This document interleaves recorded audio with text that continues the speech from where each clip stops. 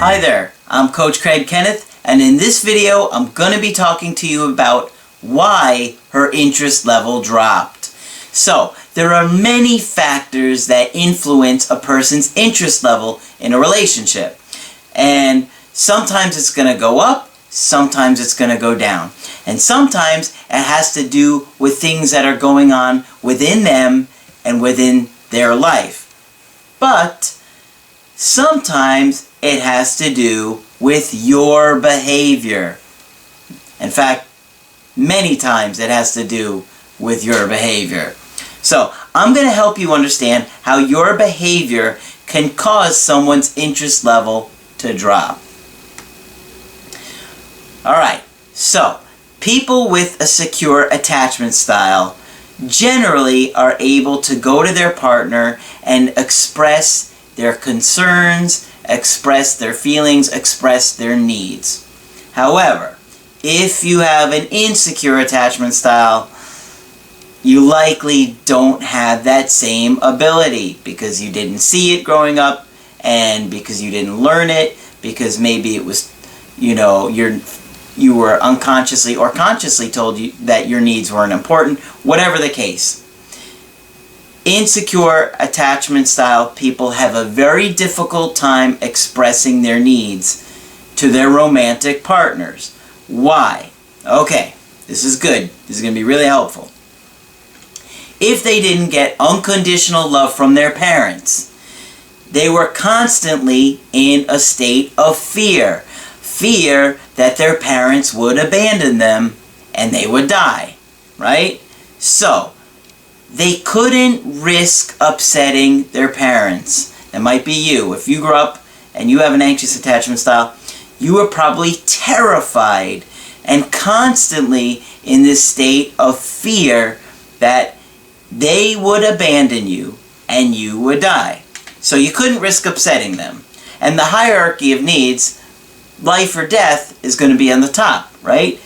The primary need would be your safety, life or death. So, any other needs that you needed from your caregivers, you would probably keep to yourself because you didn't want to risk the life or death need being met, because it was not unconditional from your parents. You were afraid they were going to abandon you and leave you, and that would mean death, okay? And you're not going to risk death because you wanted a sandwich. I can't think of any sandwich that's good.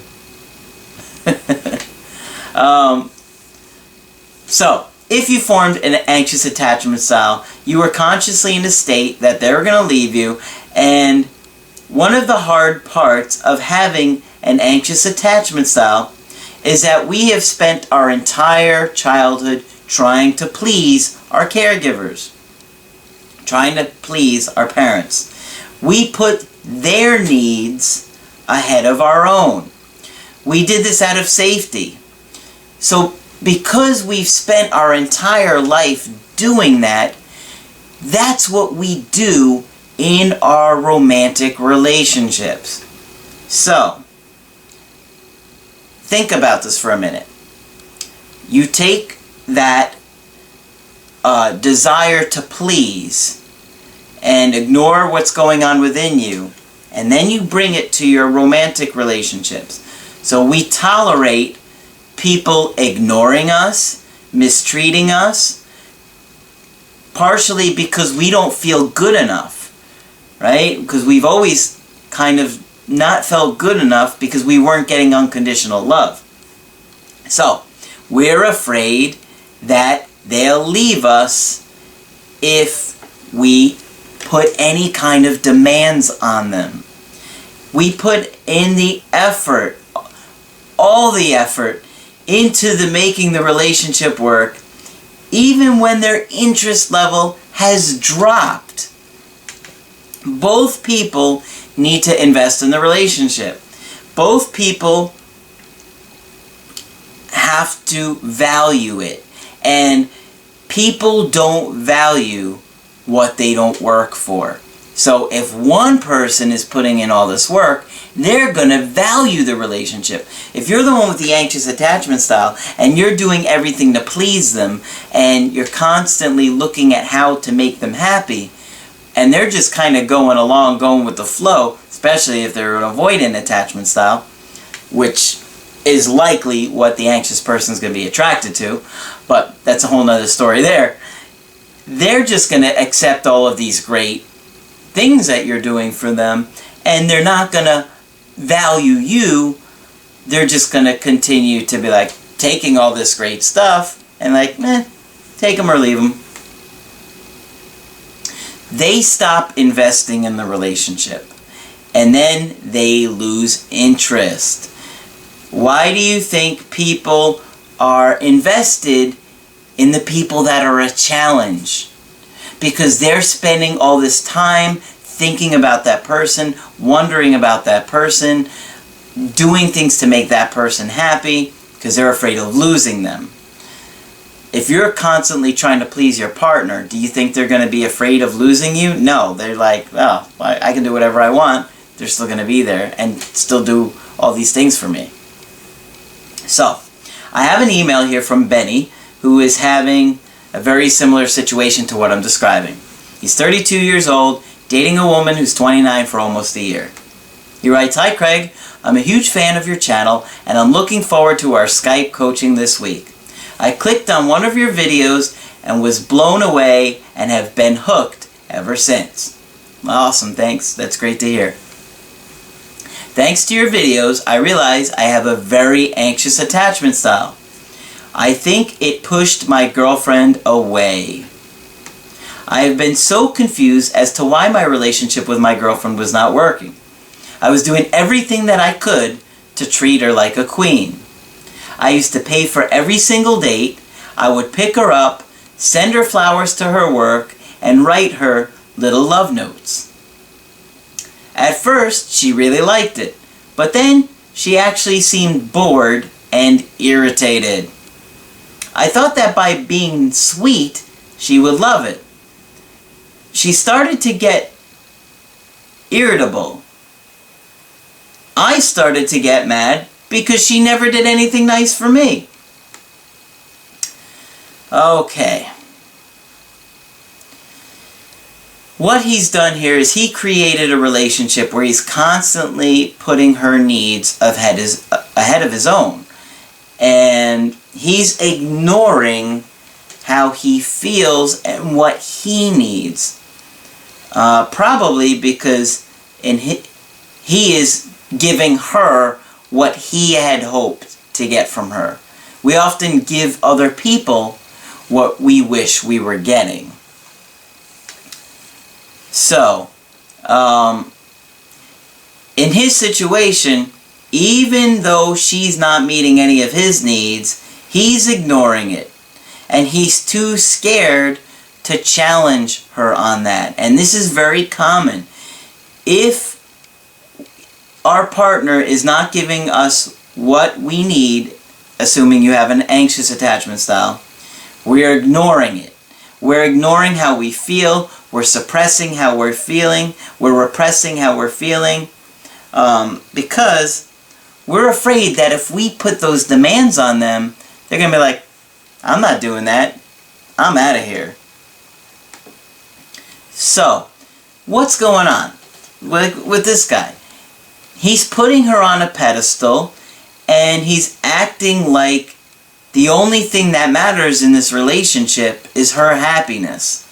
And it completely throws off the dynamics of a relationship. When you're a pleaser, it turns people off. I mean, it can't be one person doing all the work. Both people need to invest in the relationship. Think about someone that you know that is always trying to please people. It honestly gets on the other people's nerves, and the people around them tend to have no respect for that person. They're certainly not going to get a lot of people attracted to them. In this case, and in maybe your case, you want to look at their behavior. And look at with this guy. Look at her behavior. He's doing all these wonderful things for her. She gets everything, but he's not getting anything back. She has to make investments into his happiness as well. Because if she doesn't invest in this relationship, she's just going to get bored and find someone else that's a challenge. Now I realize that there are going to be some people, probably especially women, that are watching this video and they're going to get upset about what I'm saying to some of this stuff. Because if you've spent your entire life having your needs ignored, you're not going to like that I'm saying he shouldn't be doing all this stuff for her. You're going to be like, I would love for a guy to be doing this for me. Yeah. No, you really wouldn't. You would like a guy to do a nice thing for you like this sometimes, but if he just keeps doing all this stuff for you, you're not going to respect him. And a woman will never love a man she doesn't respect. I can tell you from my own personal life what happened with my ex. When she got pregnant, I thought I needed to step up and do more. Now, mind you, I was working, my mother was terminally ill, and my ex was pregnant all at the same time. So I was trying to juggle everybody's happiness but my own. I was trying to be there for my mom, I was trying to be there for her, my ex, and I literally didn't have any time to do anything for myself. And I thought that by being nicer to her, not that I wasn't nice to her, as you guys can imagine, I was great to her, but I just thought, well, she's pregnant, I need to do more. And the more that I did, the less she was attracted to me. And the meaner she got really hurtful, manipulative. She was, contacting an ex-boyfriend. It was pretty bad. And I couldn't figure out why at the time. I thought, I'm trying really hard to make her happy. We're going to have a baby together. We're engaged. I got to do everything to make her happy. But what I didn't realize is that she was not doing any investing in the relationship at this point. She wasn't. It was all give me, give me, give me, and giving nothing in return. And the longer that went on, the less she became interested in trying to have a good relationship with me, and the more she just kept getting demanding, the meaner she got, the more hurtful she got, manipulative. So I can tell you from experience that you can't let a relationship be one-sided.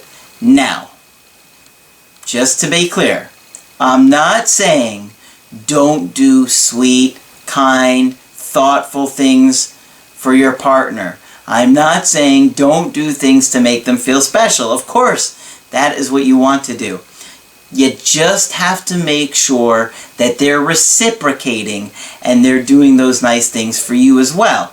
Because if they don't, and you're doing all the investing, and they're not, they're going to lose respect for you, they're going to get bored with you, and they're going to go find somebody that they have to invest in to keep them around. So, remember, the right person is going to want to make you feel special as well. So, if you want to get my help personally, go to my website, askcraig.net, and sign up for the coaching. It's right in the center of the home page. Just click on Schedule Coaching. If you like this video, put a like on there, leave your comments below, and make sure you subscribe to the channel because I do post videos 5 days a week, Monday through Friday. I'm Coach Craig Kenneth, and I will talk with you soon.